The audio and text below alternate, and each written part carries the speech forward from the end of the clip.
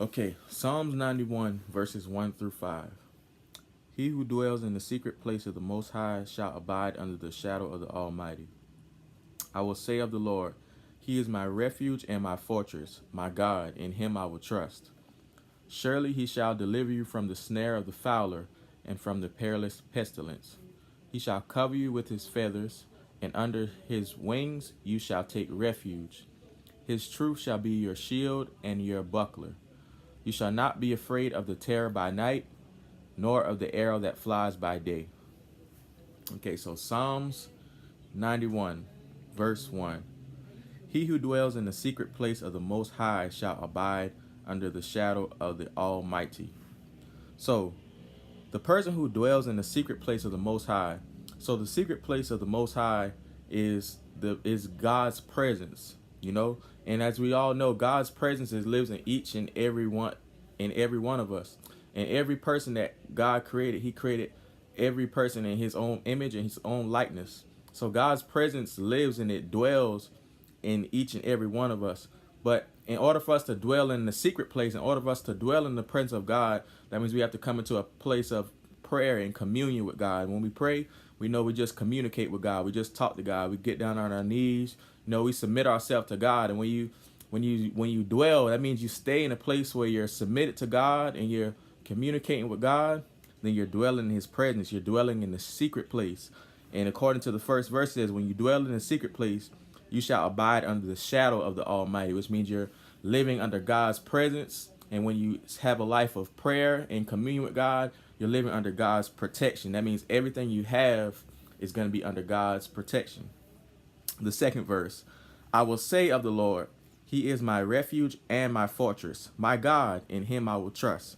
So just like I said about the first verse, when you come to a place where you're dwelling in the secret place with God, that place where, not nobody can see, but it's a place that's between you and Him. And the secret place is a place of power, and it's also a place of protection.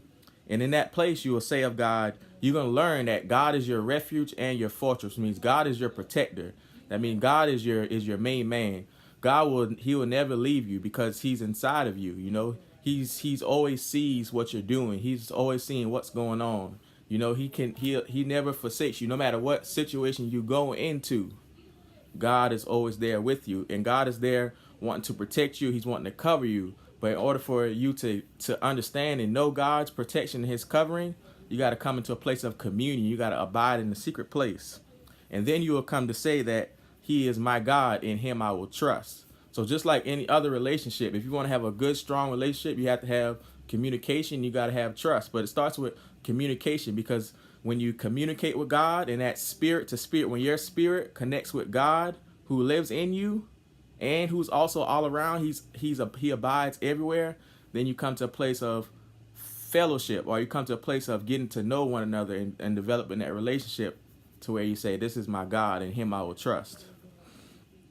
Surely He shall deliver you from the snare of the fowler and from the perilous pestilence.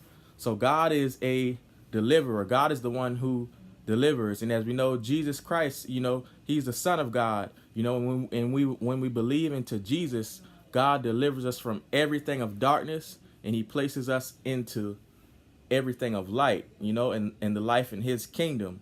So it says, surely He shall deliver you from the snare of the fowler. And we know the fowler is Satan. Satan is the enemy of all men. And a snare is just like a trap, and Satan sets traps for every man. Satan's goal is to, persecute us as humankind. His goal is to take us off the path that God has for us. But God is saying, when you dwell in His presence, when you stay in His presence, when you trust Him, He's saying He's going to take you out of the traps that the devil has laid for you. So He's saying He's going to make your way perfect. He's saying He's going to set you on a highway, on a path where, when you're walking, you're going to be covered. You're not even going to fall into traps. Your way is going to be made perfect. Why? Because you are living perfect before Him. You're staying in His presence. All right. And on the fourth verse, it says, He shall cover you with His feathers, and under His wings you shall take refuge. His truth shall be your shield and buckler. And it's just another verse that's saying, God is wanting to cover you and protect you. Just like a loving mother or father want to cover and protect their child. That's how God feels about each and every one of us. He feels like we're his children. He wants to cover and protect us.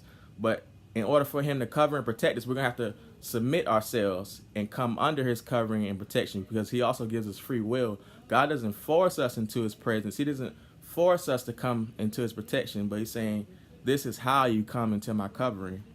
Okay? And it says, his truth shall be your shield and buckler. So this word that we're studying right now, this word that I'm ministering to you and speaking to you, this is God's truth. He's saying this truth is what's going to protect you. It's going to be like a shield. You know, you got to stay in it, stay in the truth. All right. And on the 5th verse, the last verse, it says, you shall not be afraid of the terror by night, nor of the arrow that flies by day. So it's saying throughout all this, throughout you coming in God's presence, throughout all this, you trusting in God. You're saying, you know, he's my God, and him I will trust. You know, you're seeing that God is delivering you out of all these different things that happen in your life to kind of take you down or take you back. You're seeing that God is delivering you, and eventually you're going to come to a place where God is saying you're not going to have any fears. He says, you shall not be afraid of the terror by night, nor of the arrow that flies by day. So when the devil is throwing arrows at you, you're going to come to a place where you're just looking at him and just laughing. Kind of like how in the movie The Matrix, when those bullets came at Neo, and all of a sudden he just sticks his hand out, you know, and the bullet stands still, and, you know, he's just able to pick one and throw it down. Kind of like that. You're going to see the attacks of the enemy, and you're just going to be able to pick them apart. You're going to laugh because God has exalted you. He has lifted you up because you've been in his presence. You've trusted in him. Okay? So that's just the word that I want to get out today and minister to everybody, is to come into a place of trusting in God. God is the one who created us, you know, so let's come into a place where we trust in him and we spend time in his presence, you know, because when we spend time in God's presence, that's when we find out who we truly are and what we are created for. God reminds us it happens in his presence. Amen.